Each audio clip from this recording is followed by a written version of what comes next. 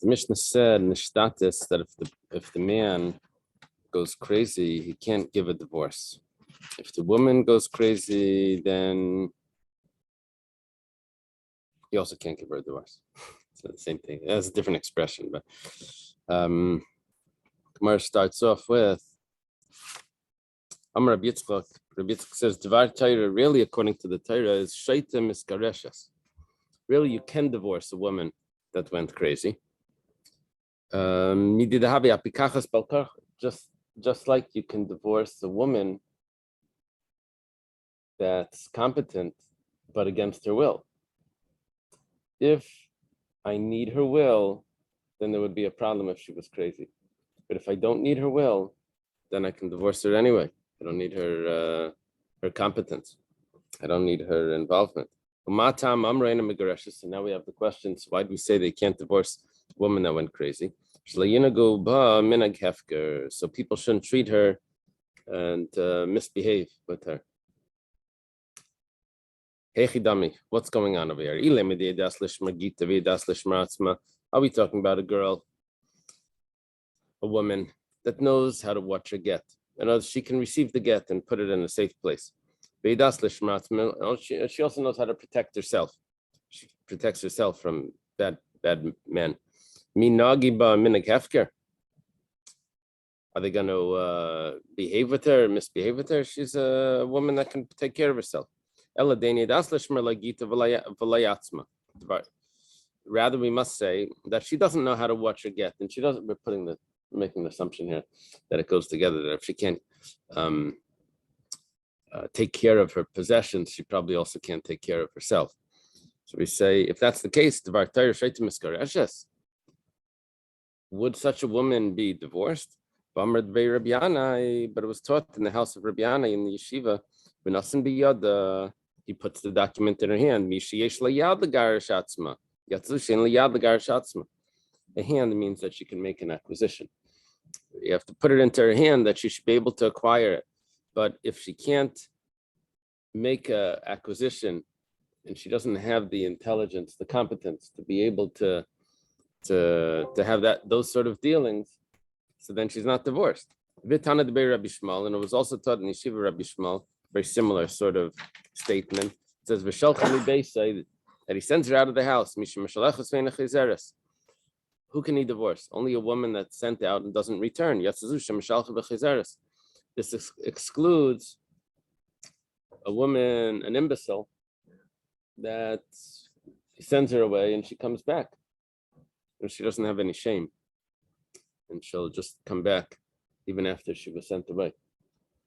It says then she does not understand the concept of divorce. She doesn't understand, right? Yeah. It's like a dog, a puppy. When you send away and he comes back and he's hungry. What happens? He comes back. The Gemara says, no, it's necessary. You have to divide this in half. She knows how to make an acquisition, but she doesn't know how to guard herself, how to protect herself. So therefore, Dvar Torah, according to the Torah, she should be divorced, because she can make an acquisition and she can acquire the get. They put the get into her hand, and then that's considered a kinyan. But the Rabbanan said that you shouldn't divorce her, so that people shouldn't misbehave with her. What do you have to do? Yes, stay married to her. Let her, continue to support her. That's because you could have many wives. Right. So today that's a problem. Right.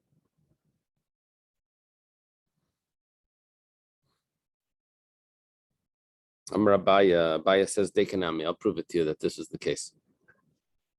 The Tani Gabi Dida, when we're speaking about her, Dida means her. When there's a yud there, it means him. It's pronounced Didei. It said regarding her, Nishtatis, that if she went crazy, Lo Yotzi, don't divorce her. The Gabi Didei, and when it speaks about him, Lo Yotzi Lames, it says you can't ever divorce her. When he went crazy. Why does it say ever? Why by the woman went crazy does it not say ever? Al Shmamina Hadaraisa Darabanan must be that it's making a distinction between the biblical law and the rabbinic law. The biblical law would be that only if he loses his competence, so then he cannot divorce her because we need his das in the divorce. But when she loses her competence, she goes crazy. So then she can be divorced. It's only rabbinic law that forbids it. Now the difference would be, let's say he actually divorced her when she was crazy and she went and married someone else. That would be a good marriage because it's only a decree from the rabbis that she shouldn't. It doesn't mean that it doesn't work, right? Provide she went crazy. The new husband is also crazy. Well, let's see, she got back her standard. Oh, she back. Or the new husband is also crazy. Yeah, that's just. Saying here the husband never could divorce, if he also came normal again. So the marriage in this case we're talking about,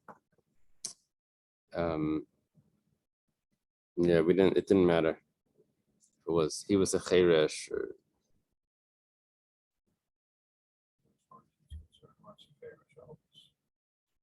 if he's a chayresh and she's a chayresh, so the marriage is rabbinic. If they're both shaita, I don't know. I guess it would also be a rabbinic marriage. Now, but can he divorce her?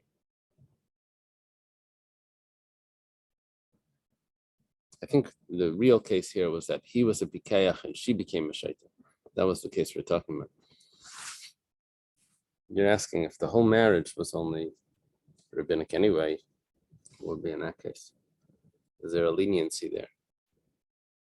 I don't see why there should be a difference because if it's not like the rabbis put this only on the deraisa. There was never a deraisa marriage here anyway, unless she started off as a pikach. Okay. Rabbi Yochanan ben Nuri. Rabbi Yochanan ben Nuri says, we have a question. The Gemara has a question regarding what Rabbi Yochanan ben Nuri said. His comment was, why do we make a distinction between a woman that becomes a chayrish that we can divorce her and a man that becomes a chayrish that he can't divorce? Why did we make that distinction? They started off, the marriage was a pikeach and a pikachas, and one of them became a chayrish.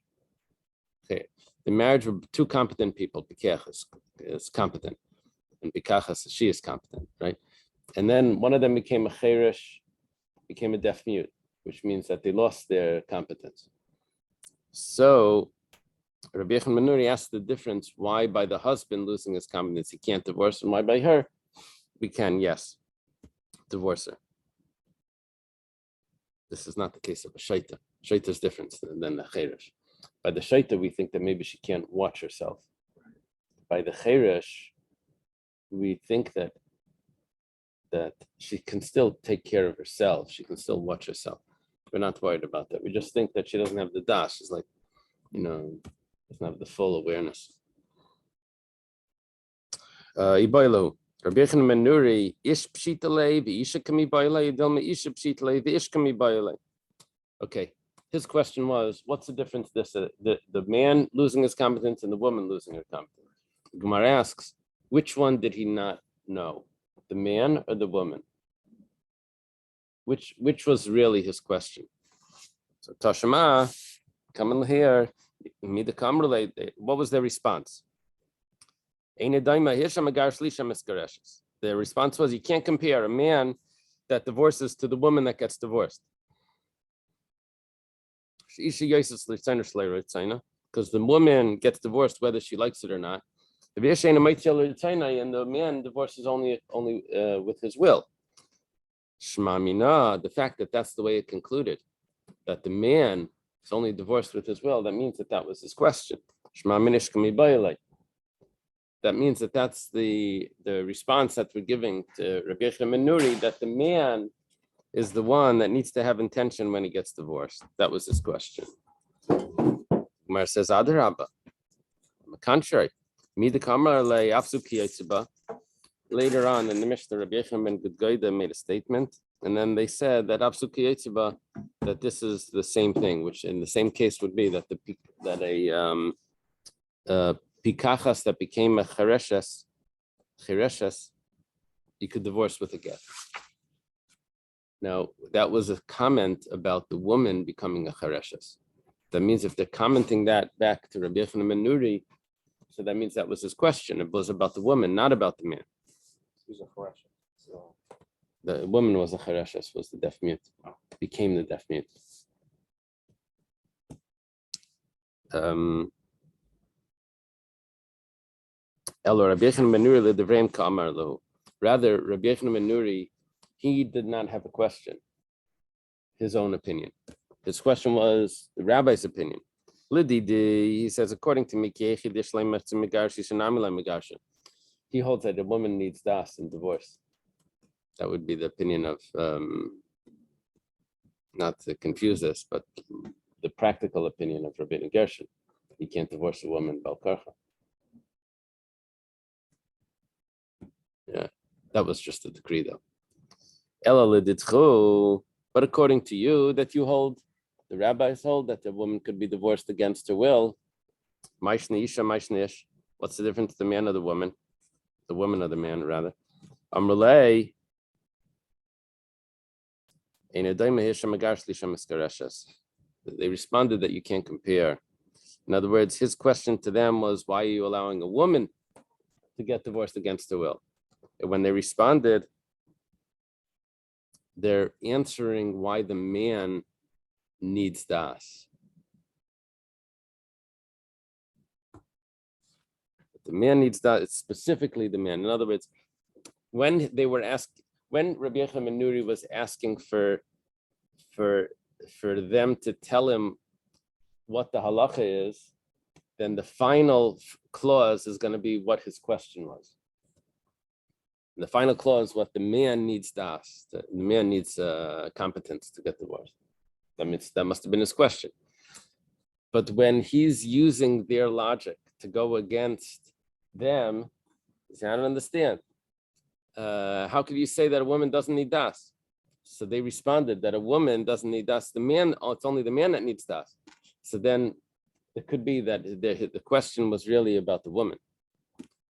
And that's why it concludes with that v'ish in a mitzvah l'rtzaynai. Okay. Hayed Rabbi Yochanan Chulu. This was the testimony of Rabbi Yochanan ben Gudgoida that he said that Chereshes, that her father married her off. Now, this was a child that was also deaf mute. Father married her off. So the father can marry her. It's a very strong marriage if the father marries her. It's not her das, it's the father's das. It's a daraisa marriage because she's a child. To get divorced, the father could take the get. But let's say she matures. Now, how does she get divorced? So Rabbi Yochanan ben Gudgoida said, oh, don't worry about it. She can get divorced even now. The marriage seems to be stronger than the divorce. He said it's not a problem because the woman doesn't need das in the divorce.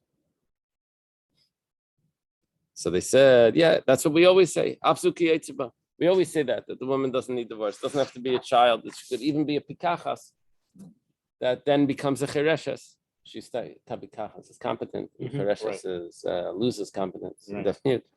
The same thing would apply, even though the marriage was stronger than the divorce, but she doesn't need intention for the divorce. He just divorces her.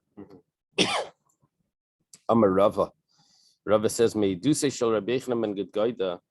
From the testimony of Rabbi Yochanan ben Gudgoida, we have the following outcome.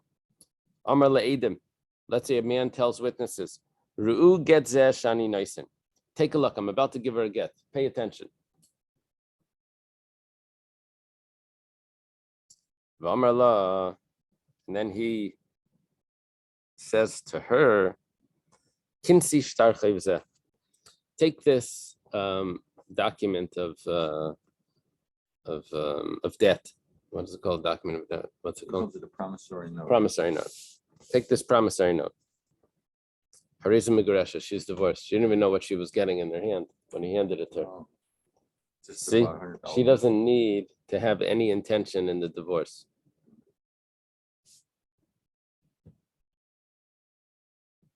Yeah, when a get is given today, we ask the woman, "Are you taking this with your own free will?"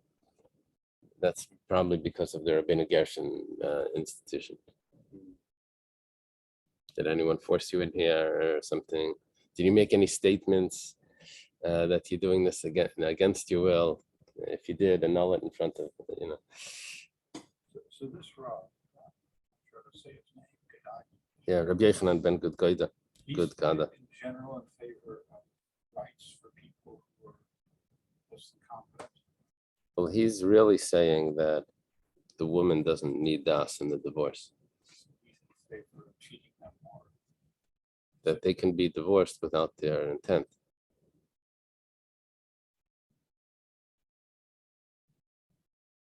Yeah, it's hard to say about the rights here because there's two sides to this. The one with sons who were in Yeah. common.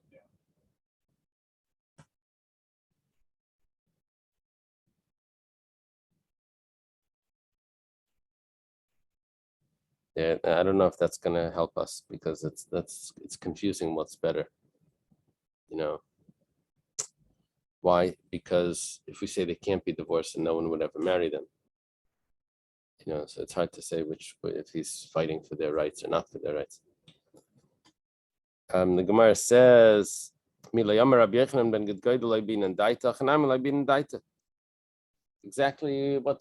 ben Gudgada said. That we don't need her intention. The Gemara says, Pshita, this is obvious. It says, well, that's not so obvious. Maybe when he made that comment to her, it was actually being mevatel the get. It was nullifying the get. He was saying it's not a get. So why do you say this? I skipped. Kamashmala, I skipped line. Kamashmala is coming to teach us. Isa the batle, if he would have nullified the get, Eidim havi kamala, then he would have told the Eidim that he's being mevatel the get. They're the ones that matter here. Eidim are witnesses. The witnesses, yeah. Midlay amar le'edim, and since he didn't say it to the Eidim, le'batim le'midi, that means he's not being mevatel the get. V'haida kamarachi, so why did he say take this promissory note? Machmas kisufa de kamalo is just because of shame. I guess it was a shame to tell her that he's divorcing her. So I mean, what he really said was, look at like my get I'm going to be giving to her. That's what he told the witnesses. Yeah. Then when he turns to her, he says, here's a promissory note. Okay. So we're saying that he wasn't being mevatel the get. He was just, he didn't. So this promissory note is not the get exactly. It is the get. Oh, It yeah. is the get. Oh, but he It's called like it a something folded document. Ah. She's going to have to wait to get home and open it up to see what it really was. else. Oh, she can. So, but he's not being mevatel the get by saying that. He was just ashamed to tell her what it really was.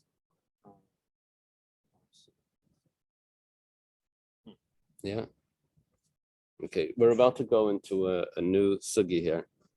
It's really like a shas sugi. It's about katan eichel nevelas. Big sugi and about children.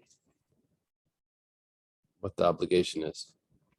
Children. Like apples. You'll see. Rabbi Yitzchak bar Bisna, irkusalei maftachei de bei midrasha b'rshus harabim. Rabbi Yitzchak bar Bisna, he lost the keys of the shul, the beis medrash. He left it in a public area. That's a problem because on Shabbos, b'Shabbata, on Shabbos, it's a problem. You can't get the shul open. So Asal Kamid Rav Pidas, he comes to Rav Pidas. So the keys are in a public. Yeah, the keys are in the middle of the street somewhere. Yeah. No error. There's no eruv.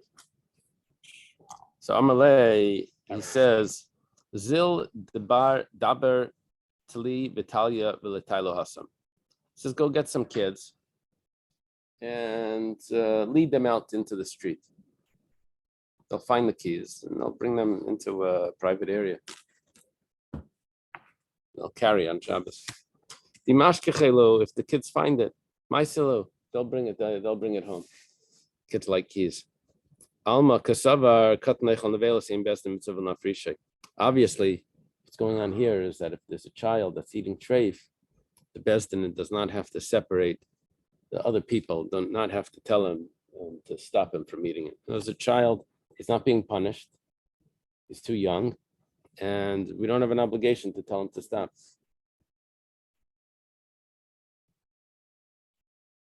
Yeah. Is this Is this halacha l'maisa? before they're 3? Oh, before is this the when is this? bar mitzvah? Ave higia l'chinuch already. What does it say in there? Have they reached the age of education? I think even if they did reach the age of education, chinuch may mean mitzvah saseh. They should perform positive commandments. This is negative. Oh, yeah, that's exactly what it says. Yeah. You follow what's going on over here? Chinuch is that you have to train the child to do mitzvahs. Right. That he should not do averis that may not be part of chinuch. Does that make sense? And we're not talking about limud Torah. There's a mitzvah that you have to teach the child Torah. It says, in addition, this Chazal says they were concerned about habit-forming behavior, as they therefore prohibit minors from certain actions. Oh. Okay, that would be the opposite of this, though. Yeah. No, yeah. I don't know if it's important, but I was taken by the idea that's referring to Basin rather than parents. So, Does Basin have an obligation to? yeah, so that would be a difference here. The fact that it doesn't say that he's taking his own kids, that may be different. Maybe his own kids he wouldn't be allowed to, because let's say chinuch does apply to his own kids, then for mitzvah, even for mitzvah slices, let's say, and as there's a question mark in here, like, because it didn't match up the case parent child mitzvah slices say. So, and we said instead it's just like Bezdin is just, it means the general community. Let's bring a support for this big chiddush that you can let a child do an avera. You don't have to stop him. It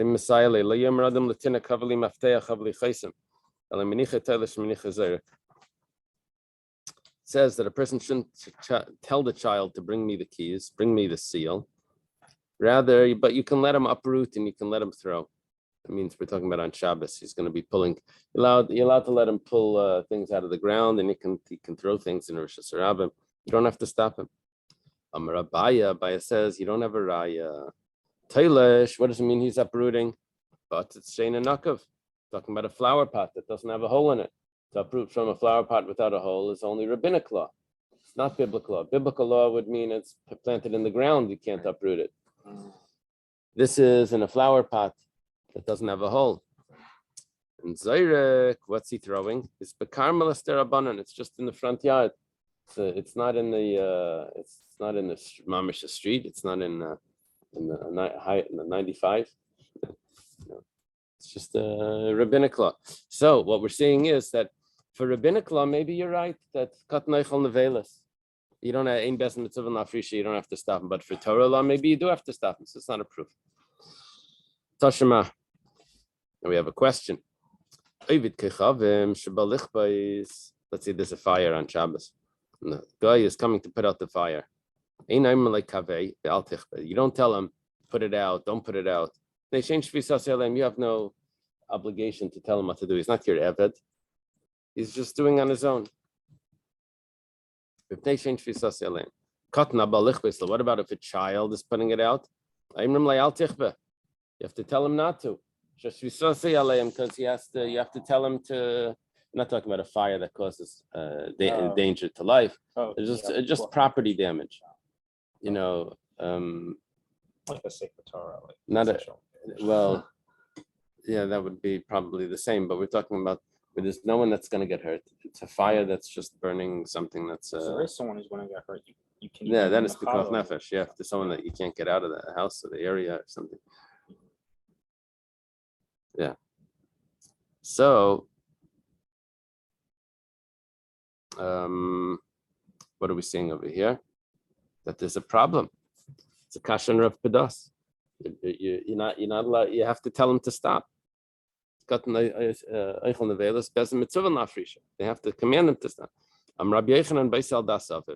Over here, he's looking back at his father, and he's seeing if his father's happy with what he's doing. So it's as if the father's really telling him to do it. The Kavasei Gabayavit Kichavim, Gemara says, okay, then that's what the guy is doing as well, because he made a contrast here. The child, you have to stop him. The non-Jew, you let him do what he wants. Probably both of them must be doing the same thing. They're both looking at the owner, saying, or the father, the owner, and seeing what he wants. And they're doing it on his das. So if they're doing it on his das, Daisal Das Yisrael, Mishari. He's doing it for the Jew. Is that allowed? It's as if the Jew sent him to do this. We say no. That even if he's looking at the Jew, but he's really doing it for himself because he hopes that maybe afterwards he'll get some payment. He's not doing it for the Jew. The child is doing it for his father. He's a independent contractor that's hoping to earn something out of this. Okay. Tashma. This will be a proof. It says Ben Chaver, the son of a Chaver. I mean, someone that is careful with Meiser and Tara. He goes to Zaidi. Zaidi, his grandfather, it's his mother's father, and he's an Amaretz. He's not careful with Meiser. You don't have to suspect that maybe he's going to feed him things that Meiser wasn't taken. However, matzah biyadei peiros, if you see the kid has fruits in his hand, ein zakaklai. Oh, not however. You don't have to take it. There's a direct statement. You don't have to take it from him. Why? Because you assume that the grandfather's not going to feed him things that his family doesn't allow. It's a proof. It's not a real proof because we can always say that we trust him that he's not feeding. Anyway, Amar Rabbi Yochanan b'demaya kilo. Umar says, or Rabbi Yochanan says, this is not a real issue here anyway, because this is just demai. The produce of the Amaretz is demai. Demai is produce where we're not sure if the Meiser was taken, so we can be lenient. Ela time of the demai. That sounds like the whole reason why you're lenient is because it's demai. We switch this around, we're going to have a question. But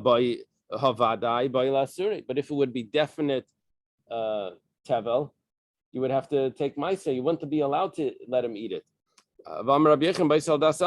But then what's going on? Rabbi Yochanan said before that the reason why you couldn't tell him to put out the fire, you had to stop him from putting out the fire was because he kept looking back at his father. He was a shliach of the father. But if he would be doing it on his own, then he would be allowed to. We don't have to stop him. Now you're telling me that you're not allowed to let him eat the tevel. Rabbi Yochanan, it's contradiction in Rabbi Yochanan. El Rabbi Yochanan speaking misafkele koi hachamatchi. Gemara says Rabbi Yochanan doesn't know the halacha here. That's why when you bring a proof this way, he says it's not a proof. When you bring proof that way, he says it's not a proof. Maybe it's the other way. Because Rabbi Yochanan is not being consistent because he's trying to show you that there is a doubt on what the halacha is here. Tashma.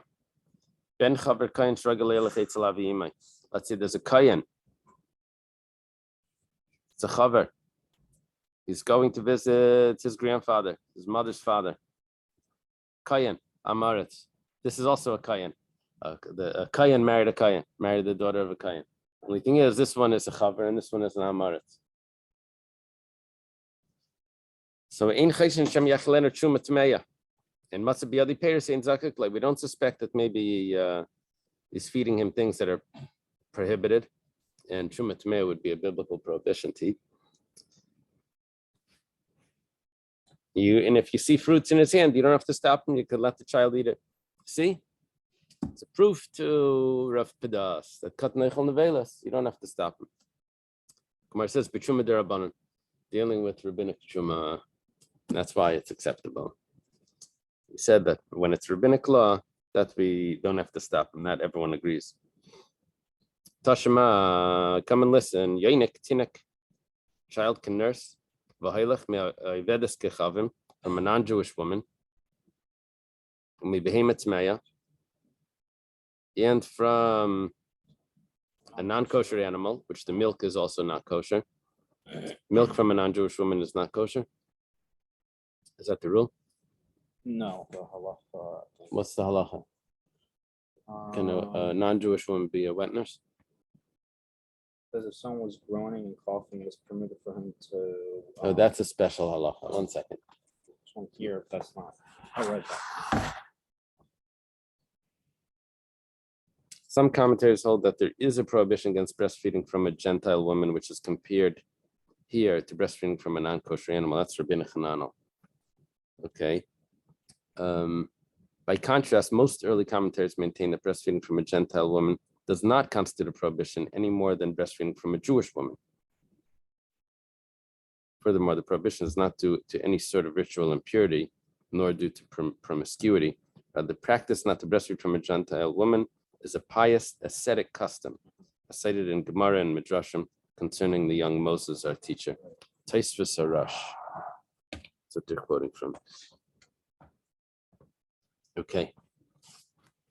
So, yeah, there's two cases in here. One of them is much more severe than the other one. The Behemoth Meya is more severe than the non-Jewish woman. Bein Choshen B'Yenik Sheretz, and we don't have a concern that, I don't know, I'm not sure if this is a third case or this is a comparison, that he's going to nurse from a sheketz, B'Yenik sheketz, from something that's not kosher. I guess that means the case that we just said. We're not worried about that. We can't feed him non-kosher food. And he can nurse from all of them, even on Shabbos. Or with an adult, it's prohibited.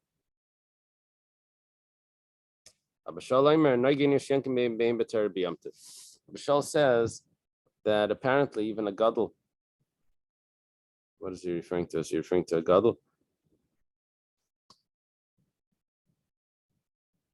No. An adult can nurse from an animal on Yom Tov. I guess if there was some need on Yom Tov, he'd be allowed to take milk directly into his mouth from the animal. But one of the things we mentioned here is ein choshen b'yenik sheketz. We're not concerned about the child getting non-kosher milk from the non-kosher animal. We see, you don't have to stop a child from eating non-kosher. It says hasamishum sakana over there. It's because of a sakana. It says, whoa, that's a big answer. Lihachi gadol nami. Problem is that if you're going to say that it's a sakana, then why you only the child? What about the adult? If it's a sakana, even an adult can do it. It says gadol bayumdana. The adult is going to need to go to the doctor first. We're going to need to do a diagnosis and to see, does he really need this or not? And we're also going to need to see, does he need to do this on Shabbos? Or does he need to do, there's much more things that need to be taken into account. So it says, so the child should also have this diagnosis. Does he have to do it on Shabbos? So Yeshua, unless you wanted to answer that the child is different and you don't have to stop him, but that's not what we're saying.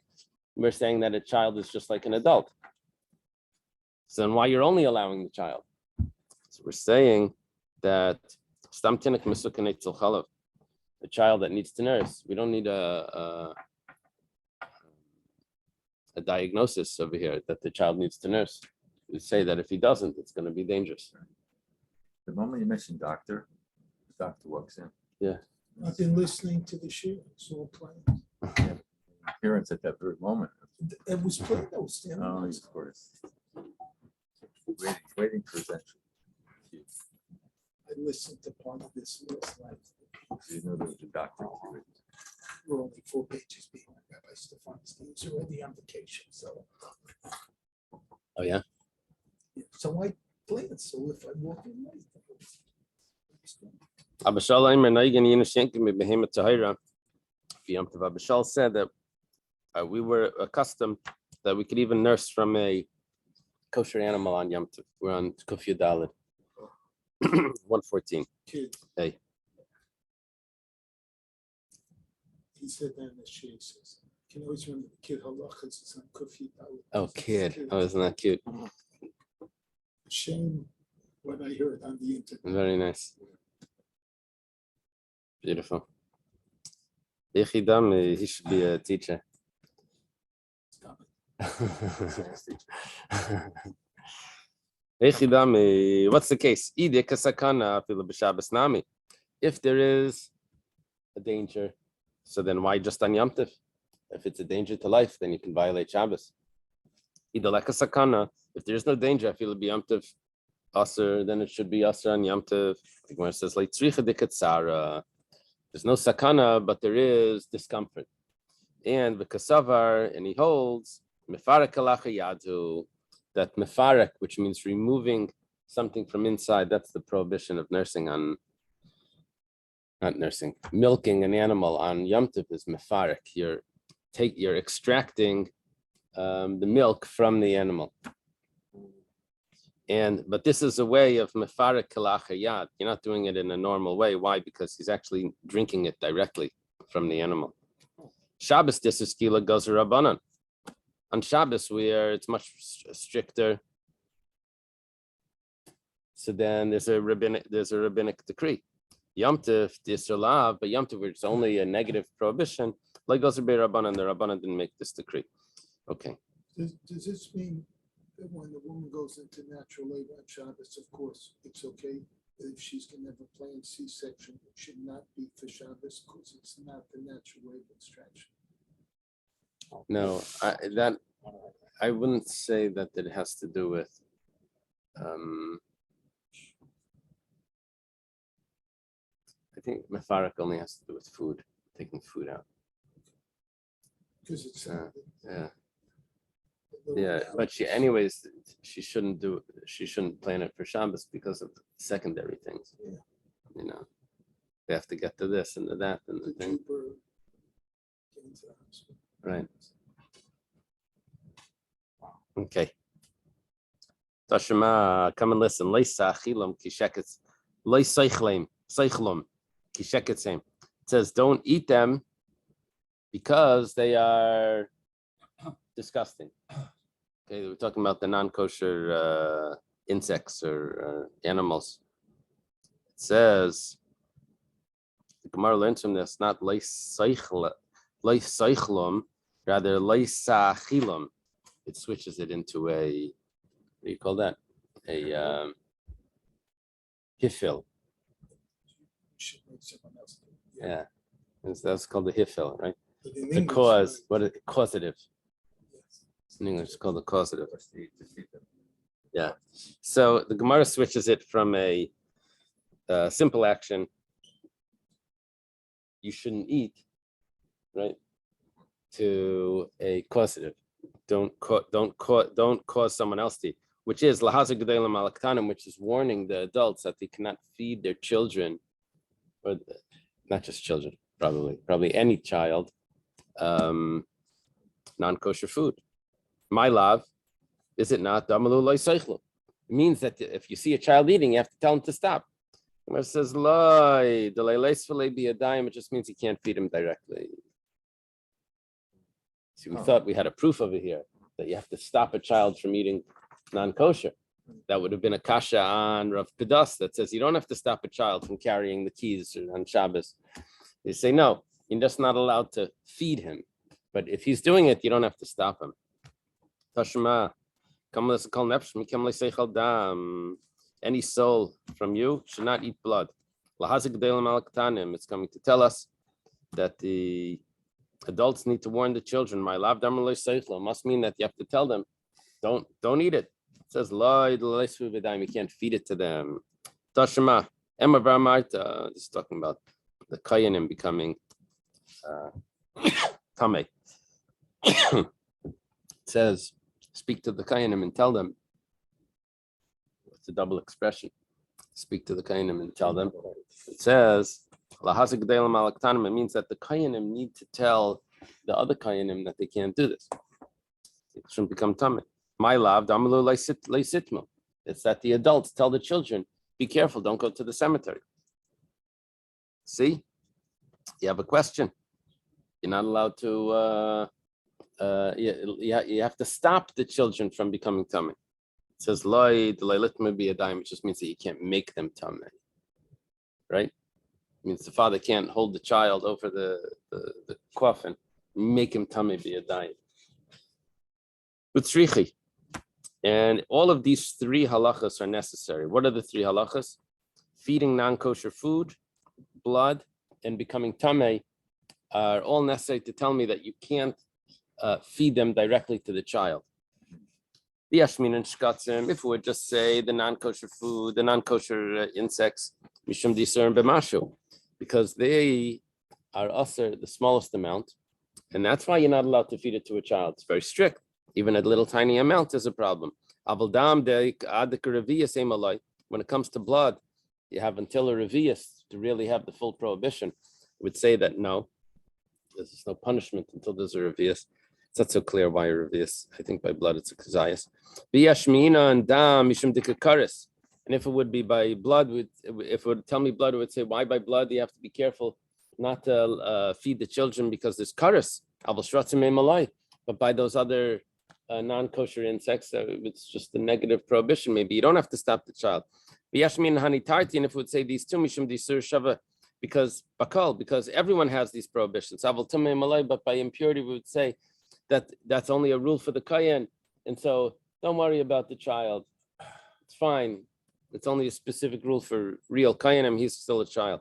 B'yashmin and tuma kayanim, b'yashmin and tuma. If it would only tell me that, then I would say kayanim shiny. I would say no. He is a kayan. You have to be more careful. They have very special laws. You have to keep those, even if he's a child. But when it comes to just regular laws, I would say you don't have to be so specific. So tzricha has to tell me all of them that you can't contaminate the child and you can't feed him blood or insects. Tashima. Okay. We're still looking for a proof one way or the other regarding katan noichel nevelas if Bezdin mitzvah lafrisha, if the Bezdin has to stop him. So we couldn't find a case that would be conclusive regarding a child. So what we do now is we turn over to see if we have anything conclusive about a cherish, which is also exempt like a child, is because of cherish shaita v'katan go under the same category. And maybe over here we'll have a proof for what we're talking about.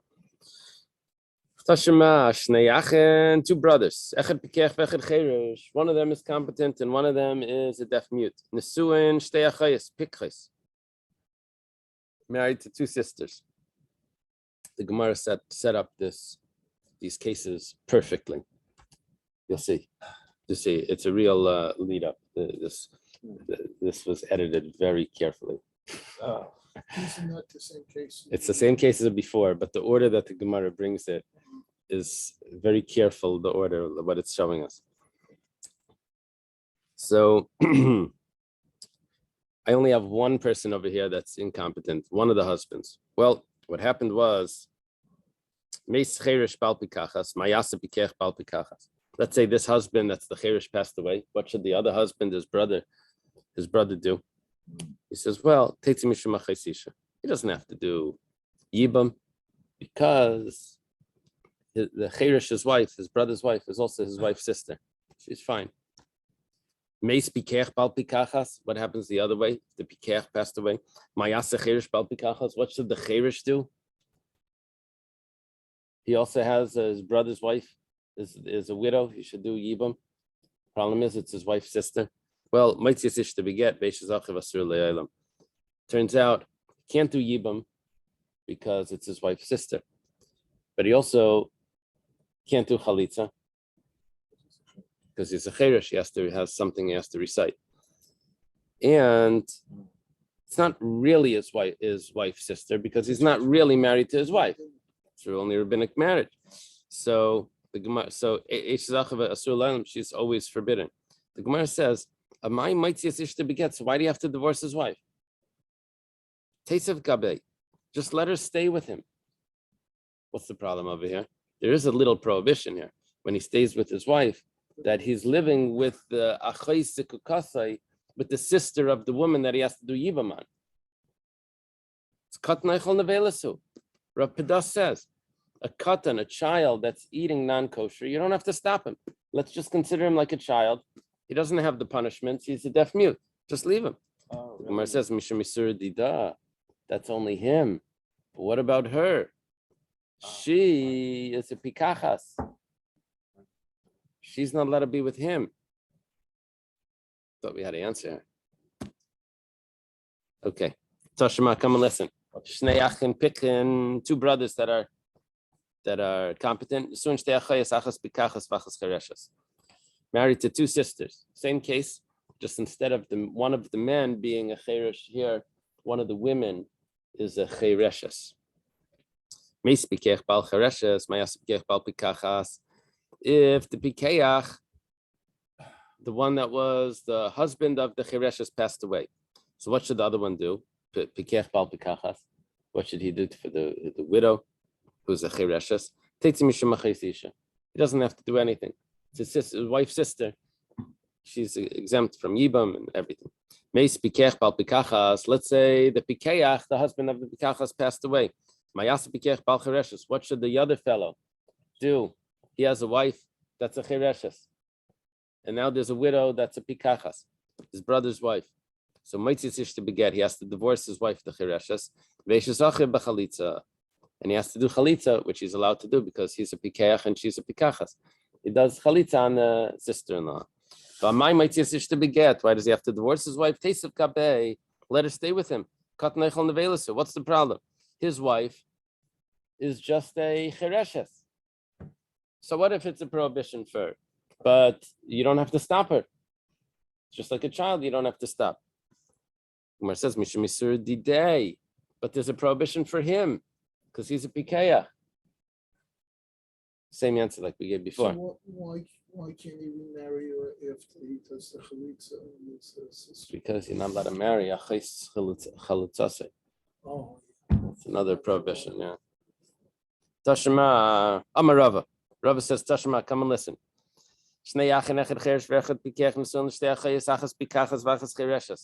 This Rava set this up perfectly. You hear what's going on over here? Watch this. Here, the couples are matching. Cheresh marries a chereshes, pikech marries a pikachas.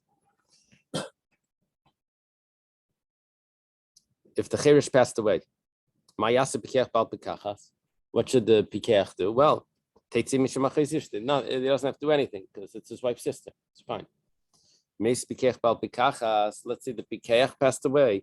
Mayasa cheresh bal chereshes. So what should the cheresh do? Mitzvah to beget. He has to divorce his wife.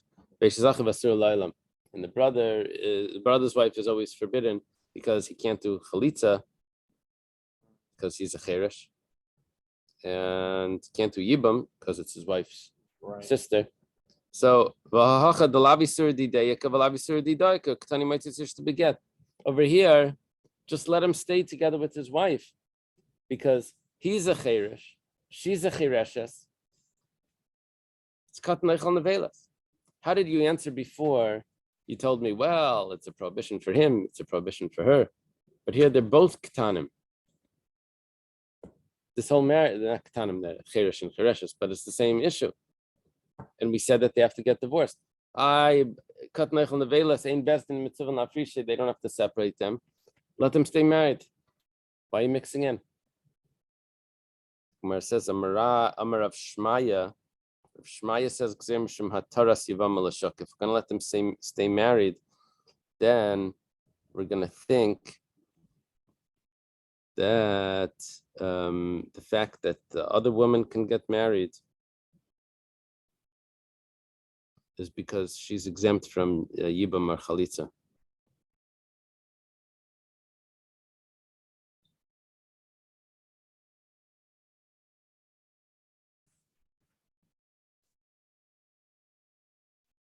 we're going to think that she's exempt from chalitza.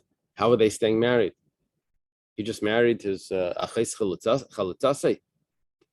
Can't do that. There must be that we're going to say that that marriage is nothing, and the wife doesn't have to.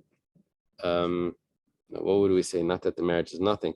We would say that the marriage is everything, and she's exempt from chalitza, and that's why he's allowed to stay married to her. Both wives are sisters. Yeah. So because of that, we don't want anyone to say that she's exempt from chalitza, so we make him get divorced, even though it's a regular case of kat neichel nevelas, and we shouldn't be mixing in. But over here we have another concern. That's why we mix in. Okay. Hadron lacherish. Let's see. The Isha Shalcha hi ubayla Medina Sayam. What's going on over here? New parak? Ready? Wow. Yes. Woman and her husband go on a trip. She finally goes with her husband. Yeah, finally, after all this, the husband's been traveling. Now, it's a vacation. Peace. And Shalom Beina Beina. There's peace between them. What we're trying to say over there is that we're not concerned for any foul play. And V'Shalom Ba'ilam. And there's also peace in the world. Wow. What we're trying to say over there is that we're not going to say that maybe there was a war and she just thinks that husband must have died. There was no war.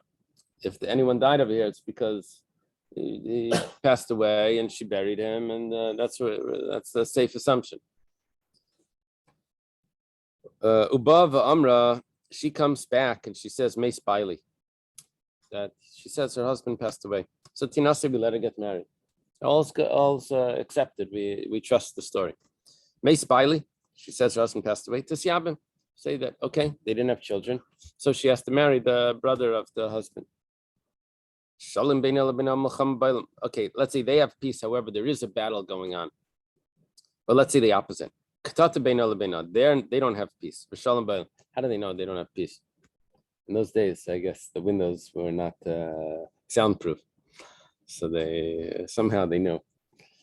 So Ubasava Amra Mace Bailey, she comes. She says her husband passed away. Ain't in a menace. We don't trust her. We'll see in the Gemara all the possibilities. We don't believe her unless she comes with the whole drama. She's crying, her clothing is torn. She needs to have all of the proper show for us to believe her. Johnny Depp's ex-wife. Don't worry. Okay. So the sages said it doesn't matter. We believe her, even if she doesn't have the show of she's crying and all of this.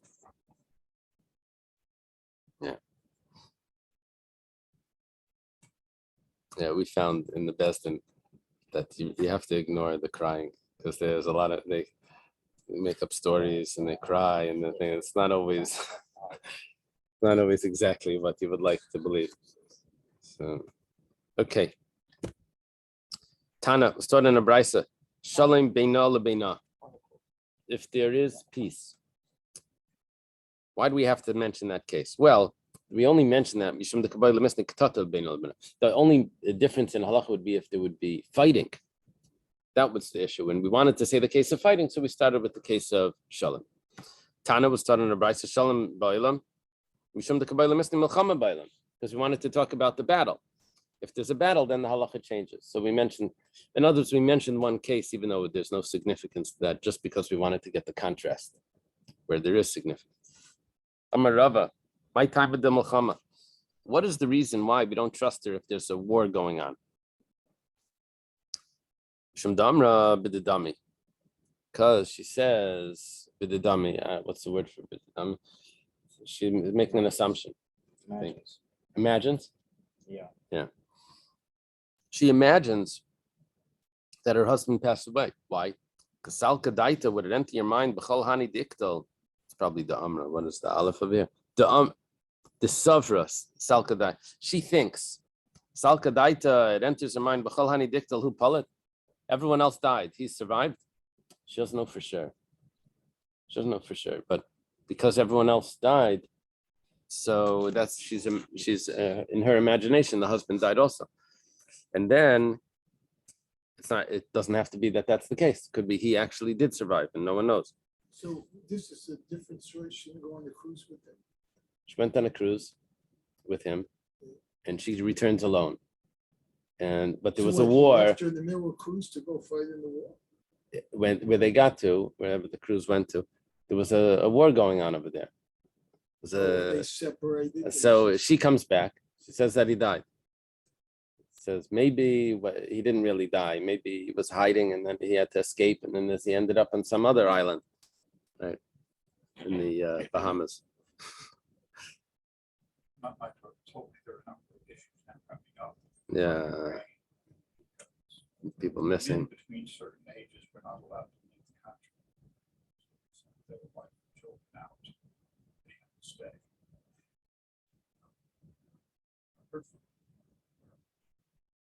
Right. They don't know what happens. What? Really? There's no phone signal or anything. Some got some cases from Mariupol, which is a city that was devastated. Right. She said they determined that one of the men in question starved to death. We're gonna sit talking about starving here. They just don't know. Yeah. Yeah. It's crazy. So what happens in that case? Is, country's not interested in issuing certificates of death, Right. whatever they call it. So there's a based-in step in and Someone's gonna have to come. They're gonna have to testify. I saw him. Gonna have to find people to testify.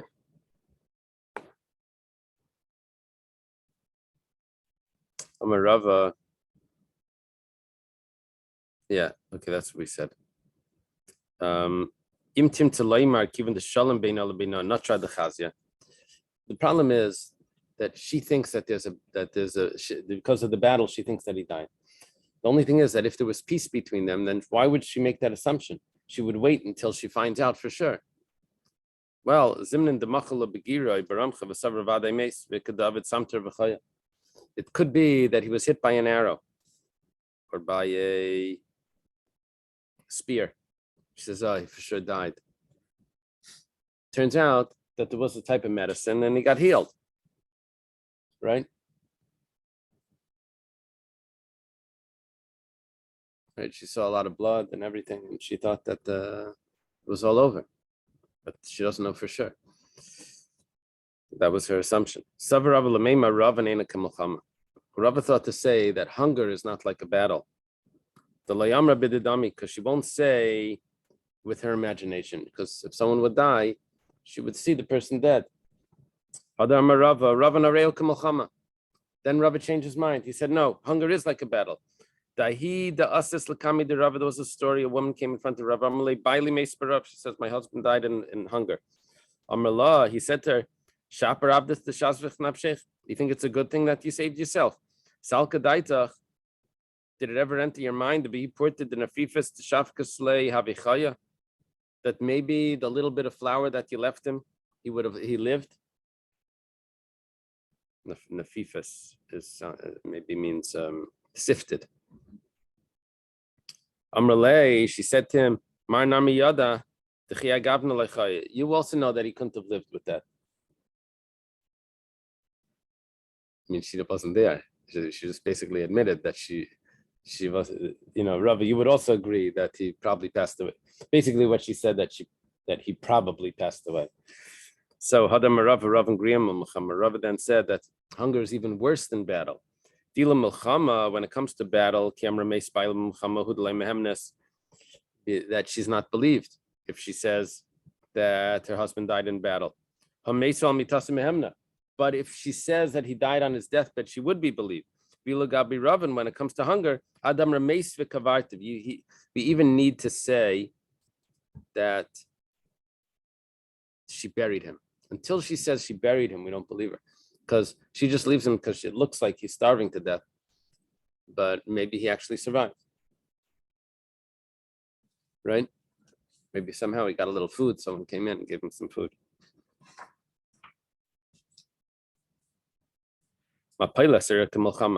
In rubble, that's like a battle. The Amr b'dedami, because she's only imagining that he died. Yeah, she says everyone else died. Probably he died. Turns out that not necessarily. Sometimes the way things collapse, someone could be saved in some. Shiluach nechashim akrav Mario kamalchama. Snakes and scorpions. That's like a battle. The Amr b'dedami, because she's also imagining so many people were killed. Probably she didn't see her husband. It must be that he was also. Dever, what about the plague? Different ways of looking at this. Some say that it's the same thing like the battle where she's not believed. Some say no. Some say it's like a battle because she's imagining that he died. Because she would rely on what people say. For 7 years there was hunger. But nevertheless, no one died before the time. That's just because there's a plague. It doesn't mean that people are dying. Plague over here could mean I don't know if it means a plague, a disease, or plague means on the crops. Could mean a plague on the crops. How do they say it over there? It says pestilence. What does pestilence mean? Pestilence is, I would think it's more of like an agricultural plague. Yeah. During COVID, when they weren't burying, they weren't having funerals with like public funerals, people could have, I don't know if they could have, but theoretically, people could have claimed that they died, for life insurance stuff, because there was no one there. It was, just disappear, and then, I don't know if anyone was thinking like that, but it was so. The funeral bar was still at the. I know, but a funeral part for the money and the thing, what I'm saying, it's like the corruption would be so easy to do that. Dig it up and see if anyone- No, but they'll never dig it up because of the disease. They'll never. It's like a non-way. Follow what's happening here. I think you watch. I feel like Too many documentaries. Rabbi Yevamos ben Zakkai, he taught the Mishnah in Kalim. He says that the robbers, they put mercury inside the scale, and when they would put the grain on it, they would put the weight on it first. No, they would put the grain on it first, and then because it would tilt down, so all the mercury would go. There was the rod on the balance. All the mercury would flow down. Mercury was very heavy, so it would flow down there. And then when they would put the weights on, you sold them only 1 pound, but the weights would be like 2, 3, 4 pounds to this, and then they would say, "Okay, you bought 4 pounds. Here, take it," and they would overcharge. I mean, before it came back to balance. Before it came back to balance, they said the robbers would do this. The Rabbi Yevamos ben Zakkai says, "I don't know if I should teach this halacha, because I may be teaching people how to steal, Right. and also, but I don't want the robbers to think that the rabbis don't know what's going on." Same is true also with like. Say, "Oily in Marti" or something. He says, "What was me if I say or if I don't say, I'm in trouble." Was there mascara? He taught the Mishnah. It's the Mishnah. Then he taught it. Same is true, I think, with like a walking stick. Oh, yeah. that's hollow, Yeah, there was and you a- put yeah. money or something in there. Yeah, I forget where was that Gemara. Oh, he told him, "Hold my stick while I make an oath that I gave the money back to you." Meanwhile, in the stick was all the money, and then he took the oath and then he takes the stick back. But they do teach it. I think. Oh, because he gave it. He back. gave it to the. Yeah, I forget where that Gemara was. That's interesting because that's similar to how you started with the guy in front of Adam. Said, "Watch, I'm going to give my wife the gift." She's holding it, but it's not the gift. Yeah. I mean, it is Right. the gift, but she thinks Right. it's You find when you teach these to your students that they're thinking I could be a thief too? Or do you restrain your teaching because of this possibility? You're training young men Yeah, that yeah. might go astray, or they are astray, they're just hanging out in yeshiva. I think there's two types of classes. When you're learning Gemara, you have to teach every possible trick that people could do and all the things. And then when you're learning ethics, you have to teach how to be But, look, a ganav is a ganav. Okay. Ibaylu, they have a question like this. Hechzika hi milchama ba'olam mahu. She's the one that tells us that there's a battle. We didn't know there's a battle. We don't have a radio. So we didn't know there's a battle. She comes back and she says her husband died and there's a battle. Well, there's two parts to what she's saying. On one hand, we didn't know there's a battle. So she said that he died. Okay, we should believe her because she's the one that's making her problem worse. On the other hand, if there's a battle, we don't believe her because we think that it's her imagination.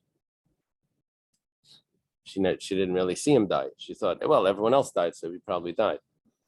Well, mi amrin and mala l'shaker.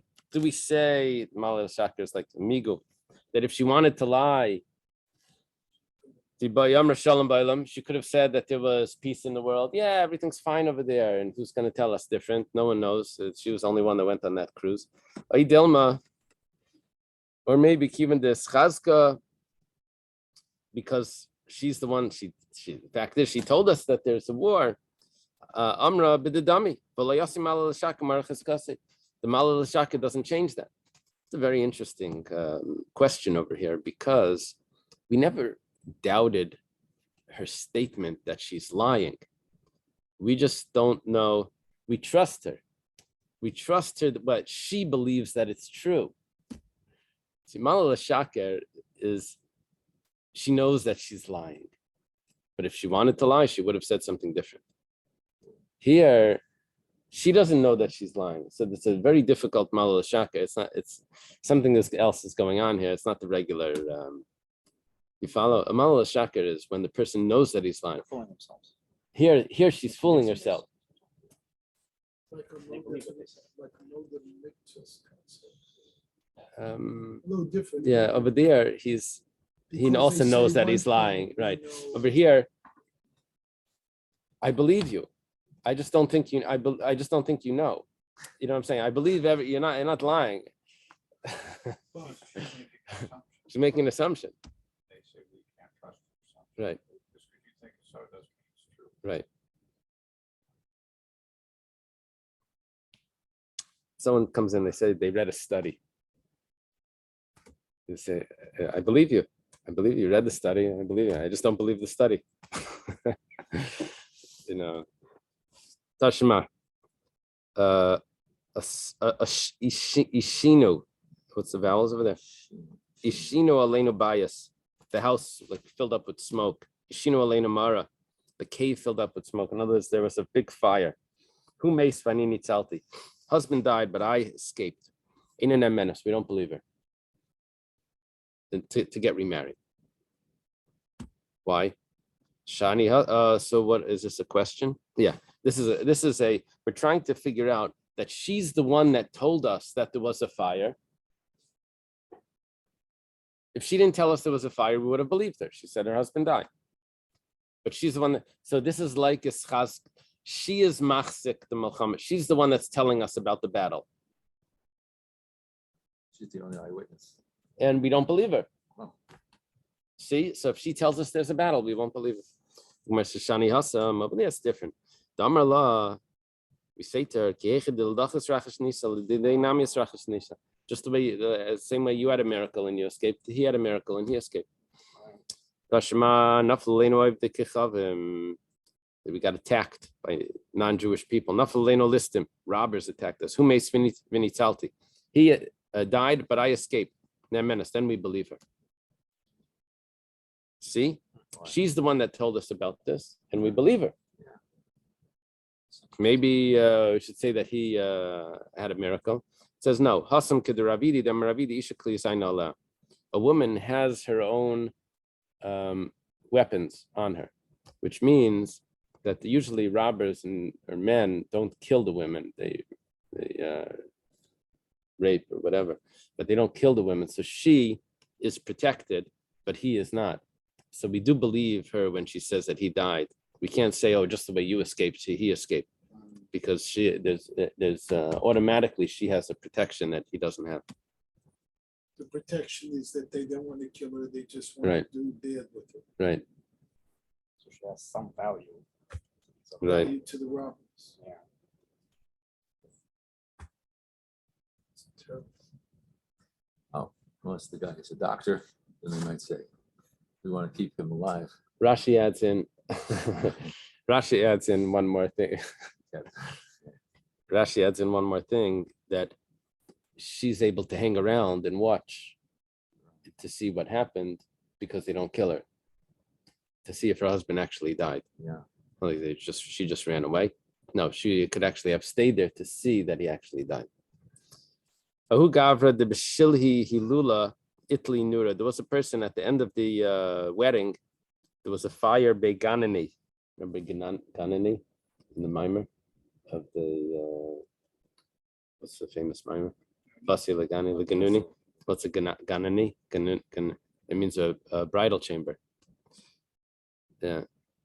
Yeah, you don't see the word often, but here it is. Amarlu Debisu, the wife said, Chazu Gavroi, see my husband. Chazu Gavroi, see my husband. I don't know what she's screaming, see my husband. Like, it means like protect him. Someone like See save my him. husband burning, it says. I think what she means is like somehow save him. What is she trying to say? See him that. They say, yes, see my burning husband, see my burning husband. Okay. Also they came. Chazu Gabra Charucha. They see a body that's burnt, a man that's burnt, the shadi that's thrown on the floor, upasta the yada the shadia, and there's a palm of a hand that's on the floor. Okay, looks like he got burnt.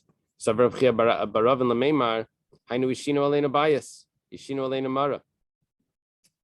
He thought that maybe we can't allow her to get married because this is the case of the same way she escaped, maybe he escaped. Amarava midami, what's going on? Hasam like kamra chazu gavra. Over there, we never heard her say, "See my husband that's burning." See my husband here during the fire. She's saying, "My husband's burning," and also here we see the man, and we see the hand. Rav Chia Baravin, what does he say? He says, "Gamra charufa deshad yemishin achrina asay latzule veichalti nura." Maybe that was the fireman, or someone else came to save, and he got burnt. Pasta yad deshada nura itla v'siala beimuma machmas kisufa azal varak lalma. It could be. Now I don't know if this means that hand comes from the other person, or that may be his hand. That may be the husband's hand that got burnt off, and he had a mum. He's embarrassed, and he ran away.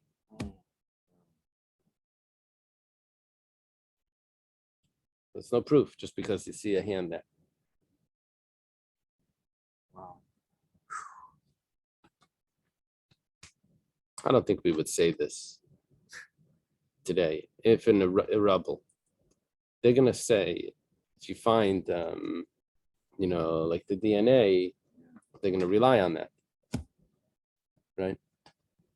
They're not gonna say, well, maybe he somehow escaped, and that DNA was from a blemish, or something.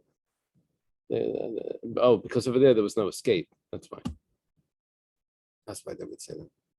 But in a case where there could be escape, then it would be different. That's what it sounds like from this Gemara. Oh, this is interesting.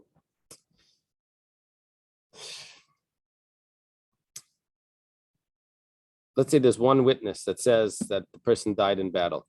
Why do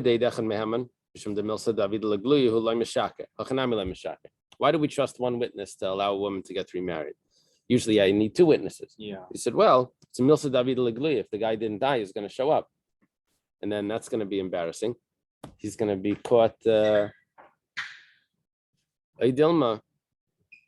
Or maybe time of day mishum dihi gufa daika mitzvah v'achakivan dezimn and desanya lei daika mitzvah. Or over here, why do we trust it? Why do we usually trust the eidachad? We're not really trusting the eidachad.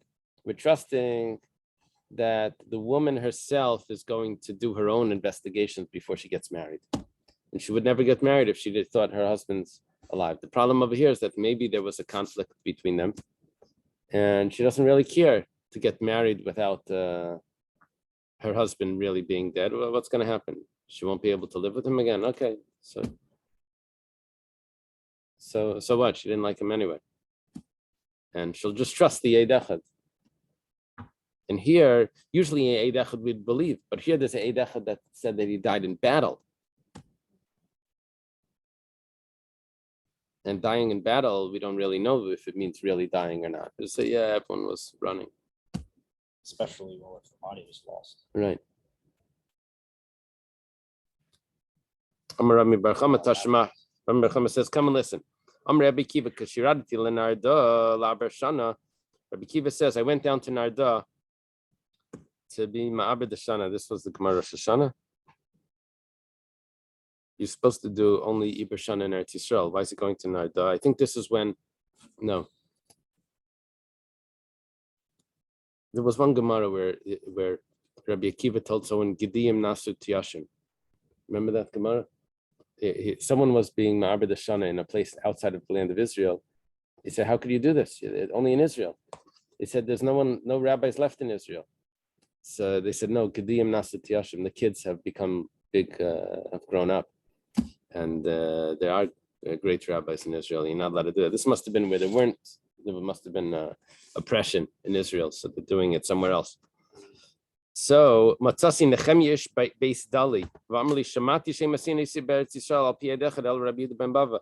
He says, I heard rumors that in Israel they're not letting people get married, and they're letting women get married by one witness. It's if not with the exception of Rabbi Yehuda ben Bava that accepts it. Benamtilai. Rabbi Kiva responded to Nehemiah Ish Beis Dali. He says, Kein Advarm, you're right. Amarli.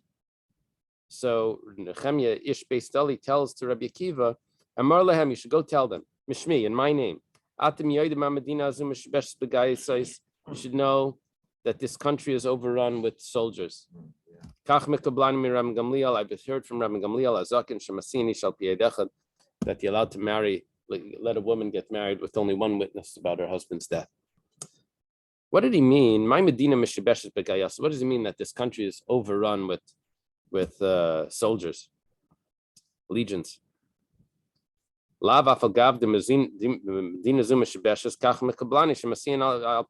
see, even though this battle is going on, but you can still trust one witness.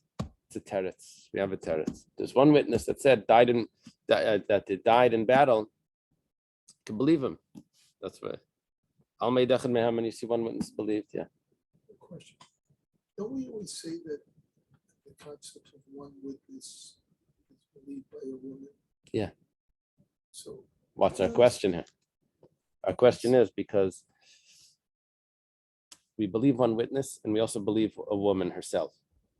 Now, if the woman would add in that there was a battle, or if we know that there's a battle and she says that he died, then we would have to ask many more questions before we can just say that she can. What questions would we have to ask? Well, did you see him dead? Did you bury him? She can't just say he died. Have to know much more information. In a regular case where there's no war, she comes back, she says he died. Okay, that's good enough for us. But also it's too much information that therefore it obligates us. So now when there's a battle and the one witness comes, do we say the same thing?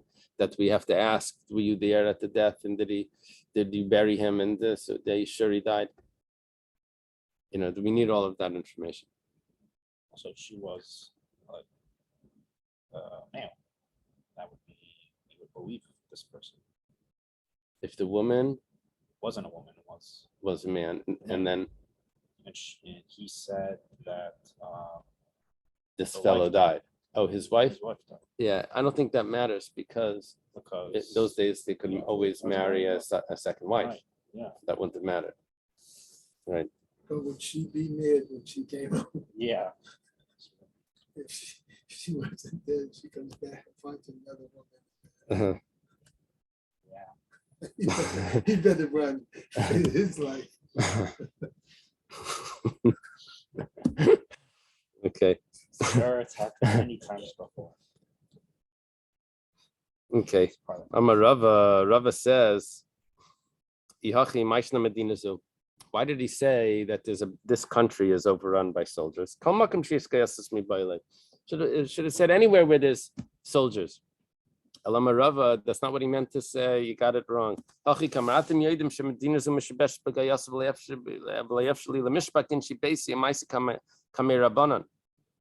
would like to go there myself, but I can't leave because the country is overrun by soldiers. I can't leave my family. I can't testify. But which means that we have no proof. There's no discussion here at all about if one witness tells us at a time of battle, because that's not what's going on here. He received from Rabbi Gamliel a tradition that if one witness tells us, we believe him. What's this battle coming in? He says, right now I can't come and tell you this because there's a battle going on. But if one witness comes during a battle, that was not the discussion. We don't know anything about that. At least without any proof at all. This whole discussion here was not talking about the witness coming and saying that the man died during the battle. Tashema, it's a story. Come and listen.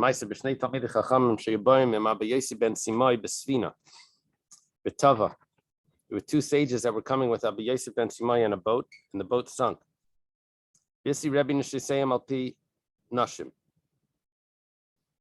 Rebbe allowed the wives to get remarried based on testimony of other women that were there.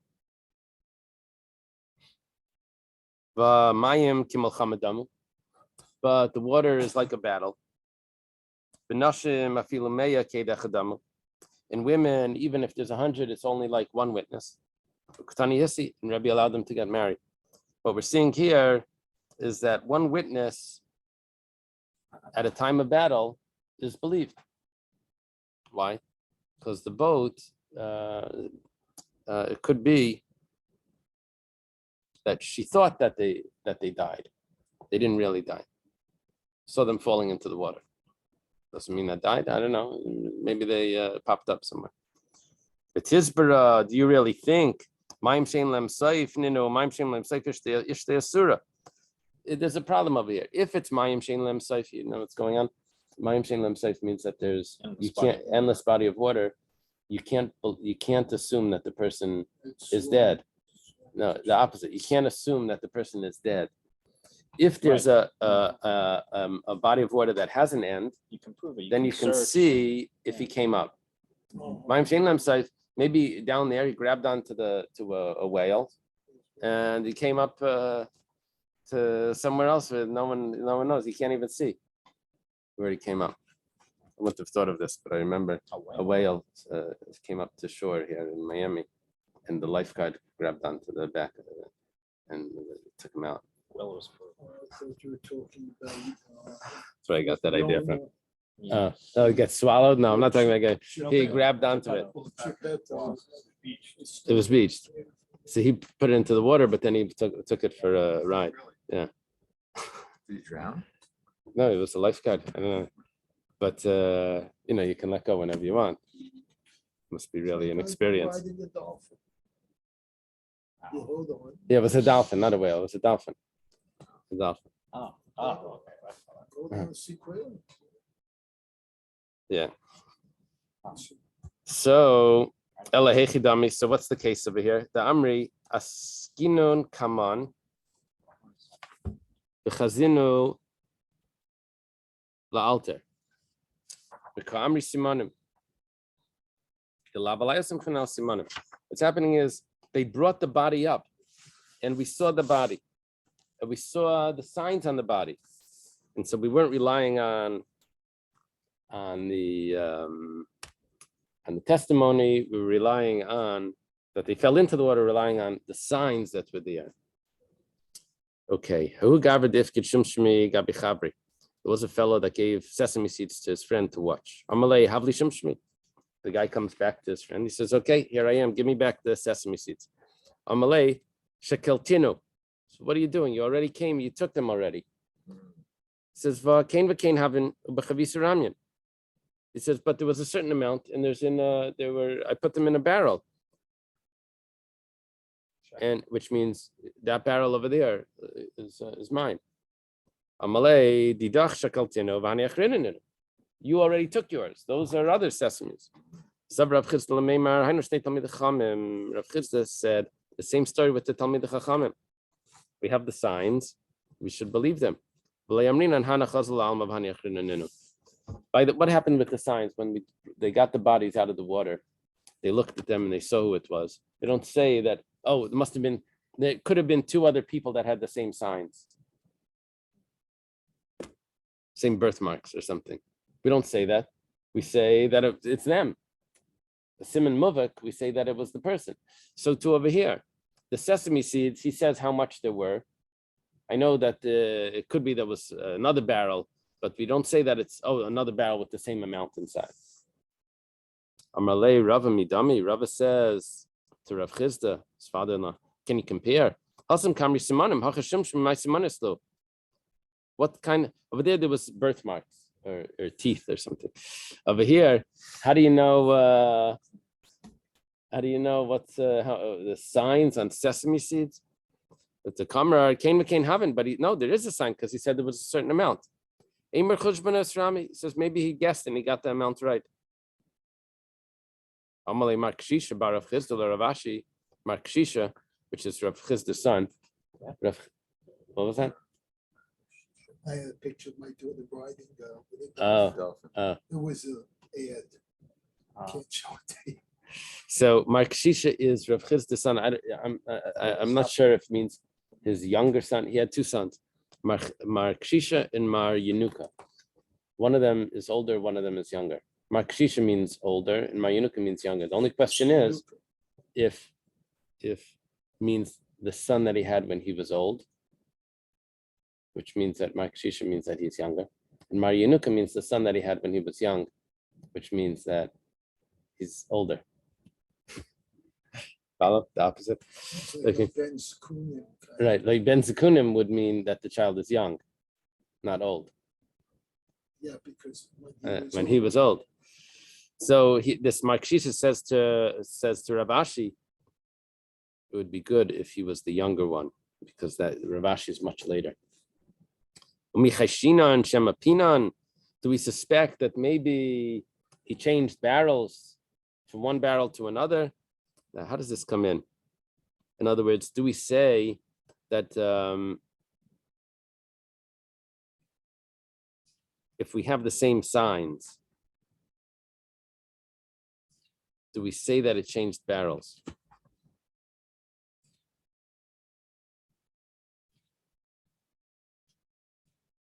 Let's take a look.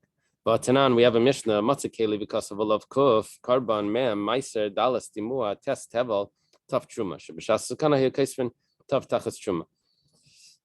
What would happen is if there was a barrel that it said on it, one of these letters, either a kuf, that meant that it was a Karban, and it was designated for hektish. If there was a mem on it, that means that there was Meiser. If there was a dalet on it, that meant that it was Dimua. If there was a test on it, that meant that it was Dimua, means that it was, no, Dimai is a suffix. Dimua means a mixture of Truma and if it has a test on it, then it's Tevel. And if there's a tough on it, then it's Truma. Because they wouldn't write tough, they wouldn't write Truma in times of danger. So they would just put a tough on it. Amalei Ravina Ravashi. Oh, so what are we seeing over here? That we don't suspect that maybe he changed barrels. Whatever it says on the barrel, that's what it is. No, we assume that it's in its original barrel. We don't suspect that maybe it changed barrels. Rabbi Yossi says no. We say that it is chulin. We say that over there, we say yesterday it was full of truma, but he emptied it out and now it's something new. So what are we seeing? That people do change barrels.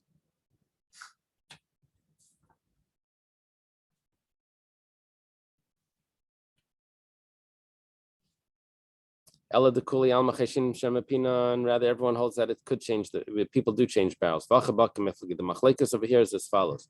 Mar Savar Imisa de Pinu Michbar Habichapni. One person says that if he would have changed barrels, he would have erased it. Vidachamer Stuli Stali. Other one says no. He left it there.